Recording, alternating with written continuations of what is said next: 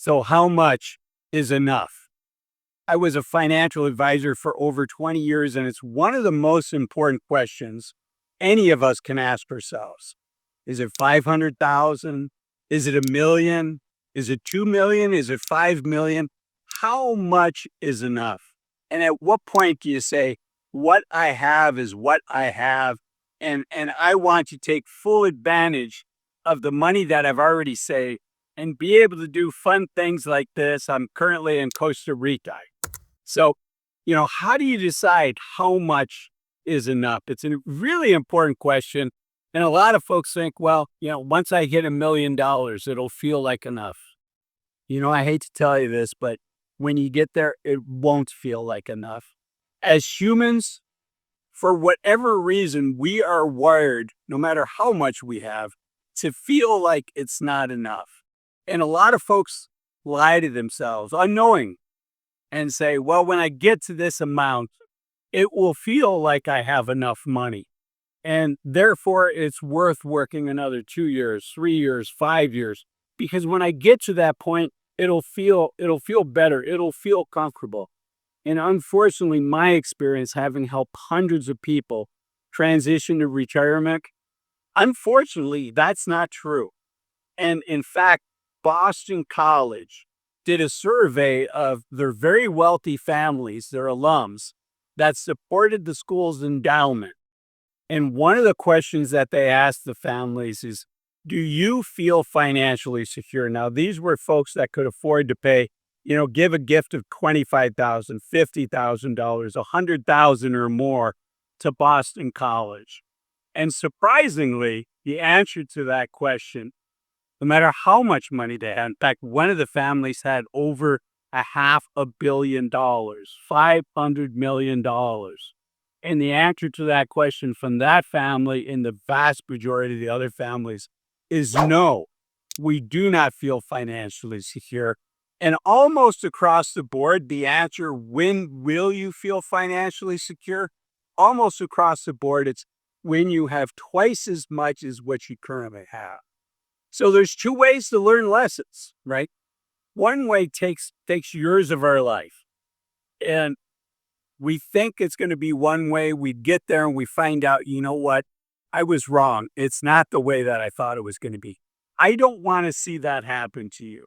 So I want to put on your radar screen that for the vast majority of us, no matter how much money we have, no matter what the goal was, when we get there, we're going to feel like we need more money.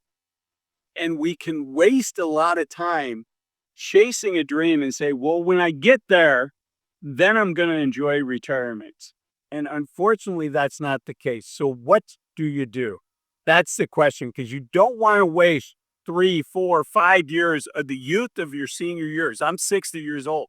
If I'm lucky, I have 1,000 weeks of healthy, active time in front of you. And I want to take advantage of each and every one of those weeks. And I want you to take advantage of each and every one of those weeks. So how do we protect ourselves from this? I think the first step, again, as a financial advisor for over 20 years, the first step, and mea culpa, this is what I did for a living, is to have a plan, to have an idea of what does the math say? How much you need according to what you're planning on spending. A lot of folks say, well, I'm making X dollars, so, I should have 5 times that saved or 10 times that saved. There's a famous fidelity study that says that by the time you're 67 years old, you should have 10 times what your salary at that time is. So if you're making $100,000, that fidelity study would say you should have $1 million. And it's not a bad rule of thumb, but really what you need to do is look at your expenses. And I think the best way to do that is to hire a professional, to hire a fiduciary financial advisor to help you look through that, because there's so many unknowns. And what you want is not just the techniques, but you also want the wisdom that comes from a financial advisor, a fiduciary that's working for you, to say, hey, I've been doing this for 10, 15, 20 years. I've seen hundreds of families. And these are some of the drawbacks. These are some of the things people don't think of. For instance, I'll give you one here for free. And that is one of your biggest expenses in retirement is going to be your taxes. And so planning for your taxes is really important. The best time to plan for your taxes is 10, 15, 20 years before you retire by looking at where is my money? What type of accounts is my money? And you really want to have three buckets. One is a taxable account, something like a bank account.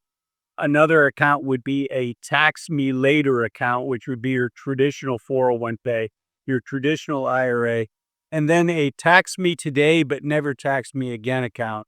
And that would be the Roth version of your 401k and your Roth IRA and your Roth 401k. So having those three accounts gives you the levers that you need to kind of control your tax rate and take advantage of the lower tax brackets in the U.S. The U.S. has 7 tax brackets, and the two lowest tax brackets are 10% and 12%. But then it jumps to 22%. So things like that, thinking through that is something that a professional can help you with. Now, I know not everybody is going to do that. Financial advisors in general charge 1% a year of the money that they're managing.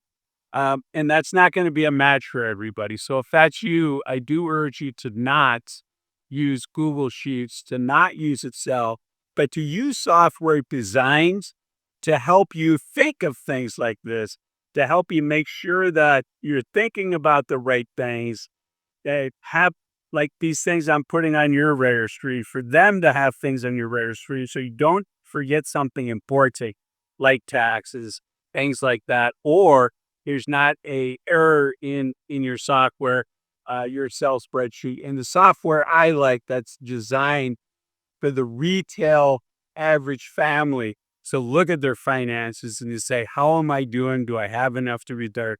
The software I like is called Bolden. And if you click on the link here, you'll be supporting the channel. It's the same price. It's very affordable, by the way. It's about $10 a month, $120 a year as I record this. So if you'd like to if you'd like to use great software and you'd like to support the channel, this video is not sponsored by Bolden, but you will be supporting the channel. Okay, enough about that. So how do we protect ourselves? We plan. And then another way we protect ourselves from this, how much is enough, is we think about, realistically, what's the cost? We don't want to give up something that matters, which is the youth of our senior years. Once our health is gone, our health is gone. When we can only do so much, you see people jogging behind me. We can only do so much to stay healthy.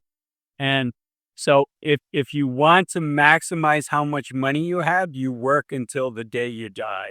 And I don't think many of us, if any of us, want to do that. And so how do you decide how much is enough?